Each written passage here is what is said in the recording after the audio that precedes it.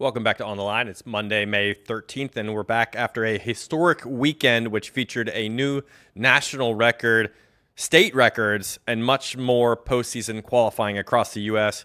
We are in the thick of state championship season right now here at MileSplit.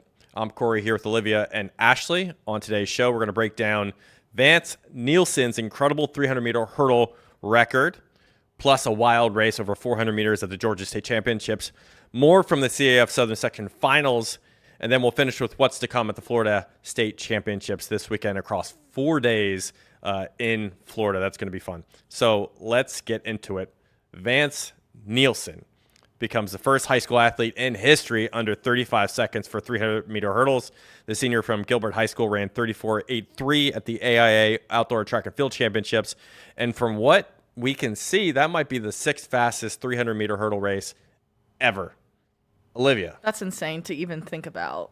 I was just completely mind blown at the fact that he became also the first high school boy to dip under 35 seconds in this event. He went 34.83. And to put this in perspective, I think what's even wilder is the second place finisher crossed the finish line in 37.72, which means he pretty much ran this by himself. Like, there was no competition. Like, just did his thing, and he shattered a 15-year-old record that stood since 2009, which was previously 35.02. And to even just think about his progression from last year, the fact that this kid went 37.82 last year, so he improved by 3 seconds in a whole season. So it's just mind-blowing to think what a year can do. But his goal was to break 35, Ashley, in this race. Oh, yeah, absolutely. He had gone, I think, 35.05 earlier in the season, which was just, 0.03 of a second off that previous national record. So that was definitely something he was eyeing for. And so, if you watch the race video, you can watch it on our social channels on milesplit.com. Shout out, yes.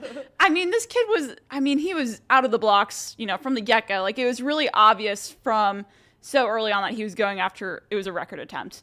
And it was really cool, I think, to see, like, if you watch the video, you can see just the crowd, too, even knew something big could potentially happen.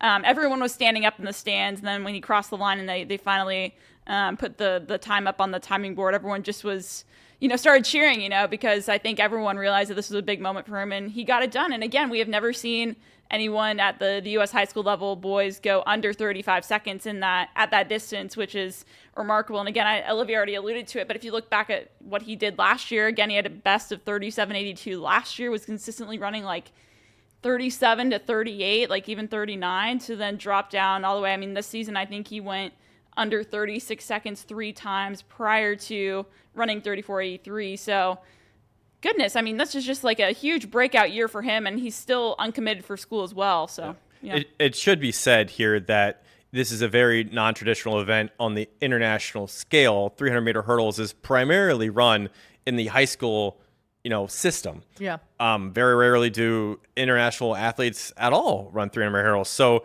This time itself, if you look on the wiki page, right, it says the 6th fastest all time.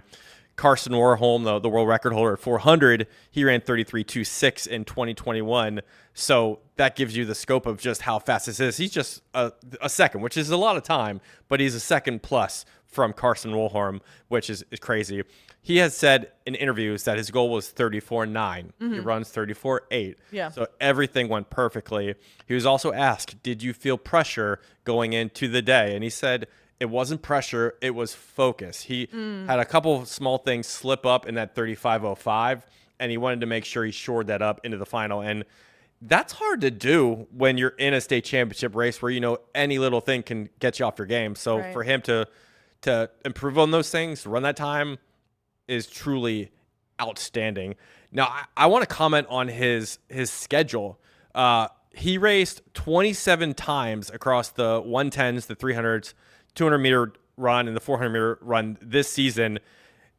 For him, I feel like it was about racing, getting himself ready for that moment, was about competing. He felt unbeatable. He felt like his perfect race is still in front of him, and he raced a lot. Yeah. We often see on the professional side of things, people don't run a lot. Yes. He ran 27 times before he got the record. What do you make of that? I just think it's crazy. See, I love that approach because I feel like, so like you mentioned, so often once you get to that more elite pro level, like it's more about oh, we just got to put in all the work in training and then it'll translate to racing. I don't know. I've always been like the one where sometimes you just got to go out there and race and figure out what goes wrong in order to then go back to training and fix things. So I love that approach as long as you're not burning yourself out. Like, and obviously he was not burning himself out here. I think it's, especially in a race like the hurdles, I almost feel like the more you can get the reps at it, the better, especially when you're in high school because it is such a technical event. Yeah. Yeah, I agree with Ashley, especially when you're at that high school level. And I'm pretty sure Ashley can speak to this too. We're just running every weekend. Like, it's fun. You're out there competing. But for him to be able to reflect on that race when he went 35-0 and be like, there's some things I need to focus on, and then just put it together at a state meet's awesome. It just reminds me of when Abby Steiner, I think, was at trials one year, and they were counting like how many races that she was on going into trials. It kind of reminded me of that. It gives you confidence, I think. Yeah. The more you race, the more you get comfortable with the environment. Right. It helps offload some of that stress. A couple more fun facts about Vance. First race we have on record for 300-meter hurdles when he was a freshman in 2021, he ran 44.94. That's a full 10 seconds from his freshman season to his senior season. Crazy. I also looked at, he took 18 losses in the 300-meter hurdles before he won his first race in 2023 at that distance. He has won 16 out of 17 races since that loss. That's crazy. This guy just fully bloomed, I think, over the last year plus. So congrats to him. Let's move on to the Georgia State Championships, where in 7A, we saw two athletes under 46 seconds in one of the most memorable moments I think we've seen in some time. Irvin Pearson, the third, out of Buford, took on City Nye of Westlake, and it came down to that final 10 meters of action, and it was a dive to claim the title. I think the winning time here was 45.35. Olivia, I'll go to you first again. What were your thoughts on this race? Well, this was the race of the day here in the office. Ashley and even you, Corey, we were just like honed in on our computers, just like constantly watching this race. I want to talk about Irvin's improvement over the last several weeks. The fact that this kid went 47.87 in his season debut, had a couple 46s, 47s underneath his belt. So I feel like going into this meet, I don't even know if people had him as the favorite to win. It didn't, no. It was City, on the other hand, who went consistently going, 40. I think he ran like 245s already, 46s. So we're like all eyes on City. And I think Irvin was set up in a better way because he was having to just run for his life. There was like literally no pressure, just run. And here you have City trying to close in the gap. Drops a new state record, new personal best, 45.35. That is U.S. number 2 behind Quincy Wilson and number 16 all time on the record book. So this race was just absolutely remarkable. And the fact that you had the strength to dive at the finish line after 400, that's tough, coming across the victory there. And even with City there, 45.49 to finish second, it's like just, excuse me, he's been going 45.49, but to finish with a 45.37 for second is also incredible.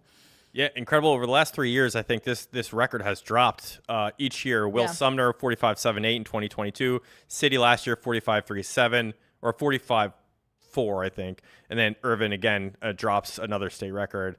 Ashley, just the scale of this or just the finish itself, like what do you take away from it? Well, I think Irvin here showed, I think we figured out his nickname is Flash, and here he showed why he's called Flash, diving at the finish line to grab the win. Like, again, like, City was the defending champion coming into this. Like, he had all that momentum in his favor. He's gone 45 multiple times. He had that state record. But Irvin's the one that really just put the pressure on him to begin with.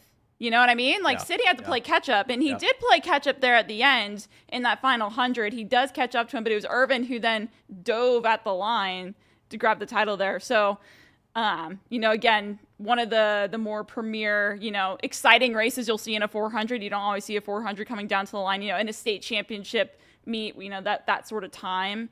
You don't see that very often. So that was just really impressive. You got to have your eyes out on Flash now.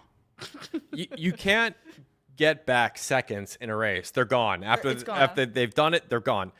Irvin basically lost his edge with like 5 meters to go. City passed him Yeah. with 5 meters to go, and the dude dives. He's like, I have no other moves but one left, and that one move earned him a state championship. How crazy is that? It's wild. I mean, it's like you're down and out, and then somehow you find out that last like loophole to get you back in. And so I give credit to him because that was epic. I mean, 46.19 last year. He lost to City. He was second in this race last year. He put the pressure on early, as you said. But I don't know what's motivating this guy. You know, I don't think anyone expected him to win. Correct. I don't think many people thought he would be as aggressive as he was. Sometimes you just have to believe in yourself. Yeah, you have to. And I think when you're at the state championship, like, you just got to put it out there and leave literally everything out on the track. And that's exactly what he did. And it's also his final state championship, too. He's going to Georgia next year, signee there. So I'm sure that played some motivating factors as well. Georgia. Yeah. Georgia. Augustine. Wow. Georgia's getting some Georgia's on it. Christian. Well, we'll talk about maybe possibly recruits down the line. We won't go a little ahead of ourselves yet there. But Irvin Pearson, 15 of the top 17 performances all time he owns at Buford. This guy has dominated the record books there at his high school. And this high school has produced fantastic girls 400-meter runners before. Kim Harris, Olivia Harris, Sydney Harris. I think Olivia won the state title on the other side, right? Olivia, the sister of Kim, won that title for Buford. So shout out to Buford and their 400-meter training. Yeah. Awesome stuff. Let's move to our throwers on the national stage. Ben Smith of Wisconsin and Jackson Cantwell of Missouri have both thrown 75-foot and 74-foot throws over the last 2 weeks of action. What is going on with the shot put, Ashley? I mean, I don't know what's going on with the shot put besides we have some guys just launching the implement out there. I want to first, I think, start with Jackson Cantwell. Again, just a sophomore. This past weekend, he threw 74.9 3/4, breaks the sophomore class record by over 2 feet. I mean, that's just insane. And, you know, if you're looking at Ben Smith, he threw 75.1, I believe, a couple weeks back on May 6th. Both of those ranked within the top 10 ever for the shot put in U.S. history at the high school level. My question now is, I mean, you see some of these guys putting down throws like this, especially when you look at someone like Jackson Cantwell, who has just 2 more years. He still has 2 more years left in high school. Can we see anyone approach that Michael Carter's record, 80 feet? Like, I think maybe now, I think for a while that was talked about as like the most impossible record to break among high school national records. I think we may have to, switch the narrative on that just a little bit. I have to agree. 100%, yeah. It's just watching Jackson launch a shot put is it's ridiculous. I'm speechless just watching it.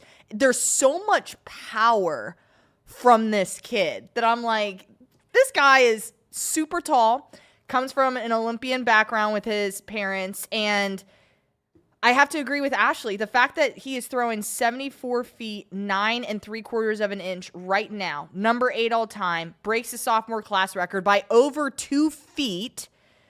You have to think what could happen in the next 2 years with this kid. I feel like we're going to be talking about 80 feet pretty soon. So 247 has him listed at 6'7.5", so he's approximately 6'8", weight 300 pounds. I don't know if 300 pounds is right, but he's listed at 300. He has the size for it. He has obviously the technique for it. He has the tradition for it with his mother and father, with all the experience they have. I agree. Michael Carter himself told us, I think it was last year or 2 years ago, that he's been watching the athletes come up, and there have been a few guys that have sort of started approaching it, but for whatever reason, it didn't happen. Jordan Geis was a great example. I think he got injured late during his last season, so he wasn't able to kind of fully get, to his potential. But now with 2 years left, I feel like it's almost like he has a path to it now, 80 feet. And let's not, disregard Ben Smith. Correct. Of Hortonville. He still has probably a couple meets left to get it done, so his window is closing. But 75-1 is a huge throw. And when you consider his best throw this season, 67-7 and then 75-1, came out of nowhere. He did it at the Fond du Lac quad. There we go. Sounds French, but It does sound did it at a French. quad meet in Wisconsin, which is question mark, but the second best thrower there threw 67. So I think it was legit. So can we see Ben Smith? I mean, I see Ben Smith at a national championship throwing event because that's what he's typically done. I don't necessarily think Jackson's going to continue a season after state because he's got football. True. Very true. So I don't know. He may, but The dang sport of football. Ruins everything. but we all agree that we think 80 feet is within reach now for Jackson. Absolutely. Again, we still have two more years. Fun times out there. Let's go to the CAF Southern Section Finals, which took place this weekend on Saturday at Moore Park. That qualified athletes to the CAF Masters meet coming up this weekend, and that will get them from that point to the state championship. So we're in the thick of California state championships, and one of the most interesting storylines here is the girls 100 meter because we have 4 girls who reasonably could be in contention to win it. We have returning champion Nia Clayton, who was out there winning the D3 division at finals. We had Keelan Wright winning the D1 race. Michaela Ward won the D2 race. Mia Flowers won the D4 race. They all ran under 11.7. So, ladies, who's winning this race as we wind up to the state championships, Olivia? Well, I'm going to have to go with Keelan Wright. I have had my eyes on her all season long. She has the fastest all conditions time in the state this year.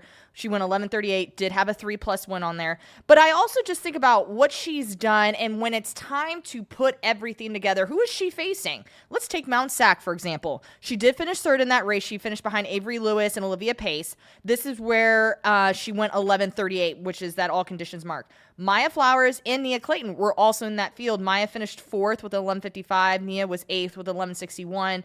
But then, like you mentioned, Michaela Ward has the fastest win legal mark this year from the state with 11:49, and Wright with an 11:54, which is number 2. But dang, I have to go with Wright. I feel like when it's time to toe the line, get in the blocks underneath the pressure, I feel like she can really rise up to the occasion. So I'm going to go with Keelan Wright here. No defending state champion? Keelan Wright. No? Keelan Wright. Ashley? I'm going to go a completely different direction from Olivia. I'm going to go with someone who I think has the most momentum of everyone in the field, and I think that has to be Michaela Ward, the fastest girl so far in California this year.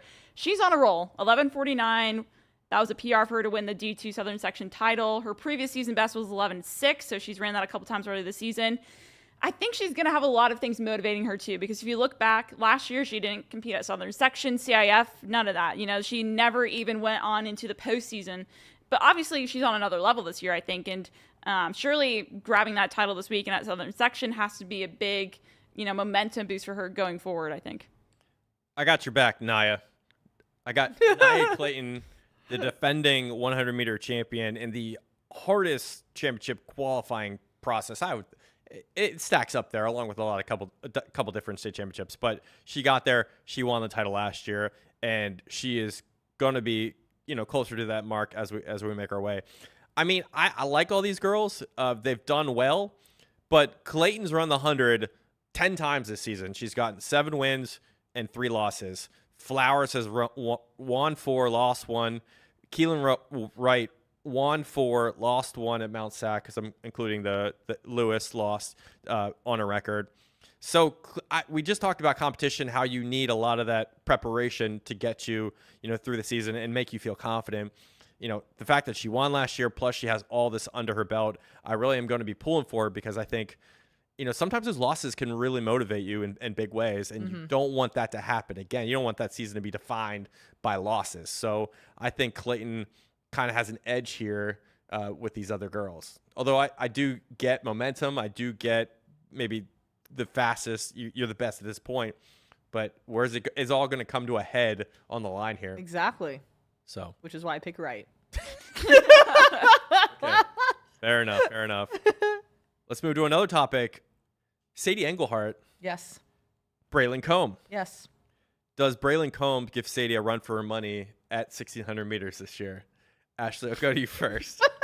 Well, I think you saw my notes. The only word I wrote down was no, but I'll elaborate on that. I think, we have seen Braylon Combs had a really great year. She's just a sophomore, I believe. She's gone 4:45, did that at Southern Section to win there. She's also gone 2:11, also won that 800 title at Southern Section. But, you just can't count out Sadie. She's a sub 4:30 gal at 1,600 meters. She can go 2:05 in the 800. We've seen time and time again that Sadie shows up when it matters at the biggest things. Maybe Braylon tries to go out with her and try to stick it with her as long as possible, but I think still got to go with our girl Sadie. Olivia? I did. I was looking at you for, to relay my thoughts in my head. Braylon Combe, as Ashley mentioned, went 4:45. Sadie went 4:46 at her sectional meet. The reason why I'm sticking with Sadie is because Sadie is such an experienced runner. When you think about what she did last year, she went 4:33.45 at the state meet to break the meet record, improved on her U.S. number one mark by 3 seconds. Also at the same meet, she became the second girl in history to double back in the 816-meter double, which is so hard to do. And the first person to do that was Kathy Costello in 1975.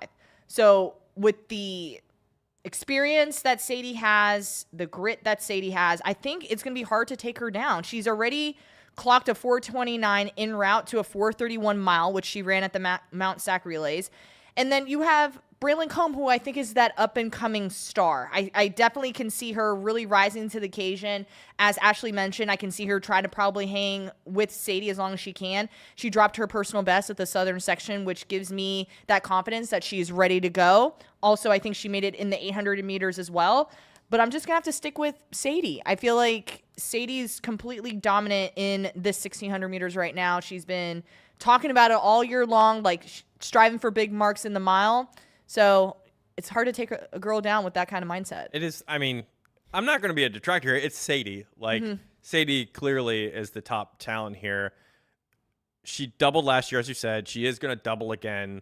So I wonder, how she managed it. That's always a question. She managed it last year, so she can obviously do it again this year. But we're going to have two sophomores potentially in that final with her. Jalen Williams of Eastlake, 4:43 this year. Braylon Combe, 4:45.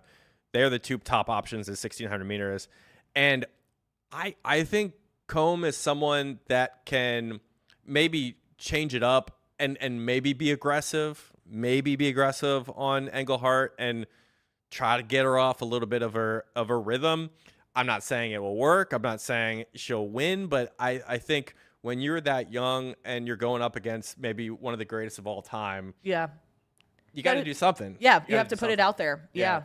So I will be very interested to see how she races. Obviously, Sadie's a gamer. We've seen her time and time again, and she very well could improve on her time last year. I will be at the California State Championships, and I'm excited to see how this goes down because, greatest of all time potentially, and then you got that up-and-comer. How's that shake out? Mm-hmm. So time for Sadie. Do we have a time prediction for the 1,600 meters? Gosh. That's tough. 4:31. I was going to say 4:32. Why were you in my head? I was going to say 4:32. Corey was in my head. All I was thinking 4:31. 4:31. You said 4:32? Yes. Okay. Good stuff. Florida Regionals took place this weekend across the Sunshine State, and we saw a lot of great action there. Go to Florida MileSplit to see all that. But we want to talk about Zamari Sanders and American Heritage, who look like the best sprint corps right now in the state, and they have a lot to look forward to as we head toward the Florida State Championships this weekend. Ashley, what did you see from Zamari and co? If we're talking about the top sprint programs outside of Texas, American Heritage is definitely the first on that list. If we're looking at what happened over at regional weekend, Zamari Sanders, again, he's just a sophomore. He went U.S. number 1, 20.5 in the 200 at regionals. He's going all in on the 200 this year from what we could see. He didn't contest the 100 at regionals. So he's going to be obviously the top guy to watch in the 200. Again, he's been someone that when he showed up as a freshman last year, right from the start, he was, he was getting a lot of attention, I think, from what he was doing on the track. And this time, I think he comes in as the favorite in the 200. But, you got to look at someone too. American Heritage, has Brandon Bennett. He's gone U.S. number 12 in the 100. He clocked 10:40 at regionals. He's the top guy in 4A this year, outside of Christian Miller, who did not compete at regionals. But Having two guys like that, and those are just their two top guys, I think. And I mean, you can go down the list. They can fill out a pretty impressive 4x1 too. So I think we'll be looking forward to see something really, really interesting from them this weekend. Maybe putting Florida sprinting back on the map, this team. I definitely can see that, especially when you have athletes, as Ashley mentioned, Brandon Bennett, Braylon Bennett, Zamari Sanders, and then Xavier Lucas, who finished second in the long jump at the regional meet, was also part of that 4x1 team. So, all the top 5 times in the country right now owned by Texas. But here you have American Heritage kind of sneaking their way up the top of the list now. Yeah. And I did see Greg Barnes, who is their sprint head coach at American Heritage, at the Texas Relays, and I was able to talk to him after they ran the 4x2. And what he said was he got this team early in their careers. I mean, they're most of them are sophomores or not yet seniors. So he's got time to work with all of them. Obviously, we're looking at Zamari Sanders, Brandon, and his brother Braylon. I think they have time, just like Jackson Cantwell has time, to develop into possibly one of the best trios we've ever seen. They need one more guy. Just one more. They need one more guy. But that being said, I still think they could make some history at States either this weekend. All it really take for them is execution. And we can go into 4x1 now because wild as this sounds, no Florida boys team has ever broken 40 seconds in the 4x1. I think that's crazy. Could it happen this weekend? Olivia, I'll go to you first. I want to say yes. If you look at the all-time Florida records right now, 1998, Boyd Anderson went 40.09. IMG Academy last year at Texas Relays went 40.11. Then American Heritage actually went 40.14 back in 2018. So they're just 100 off of their school record. But when you think about just being able to compete at the state championships, we see it time and time again. It's where everyone just kind of puts all their eggs in one basket. This is it. And so I can definitely see them dipping underneath 40 seconds. I think it's very possible, especially when we're only talking about tenths of a second. It could be a faster, the first legging out faster. It's just executing cleaner exchanges. There's little things that this team can do. There's always room for improvement everywhere across the board. So I'm going to say yes. My answer is yes. I'm just trying to look up wind speed in Jacksonville this weekend. So you're going to see if it could happen? Yeah. I mean, the one mitigating factor, I think, in Florida is wind. Yeah. It really always is. It's a detriment, I think, to a lot of these teams. And it somehow aids Texas. Doesn't always aid Florida.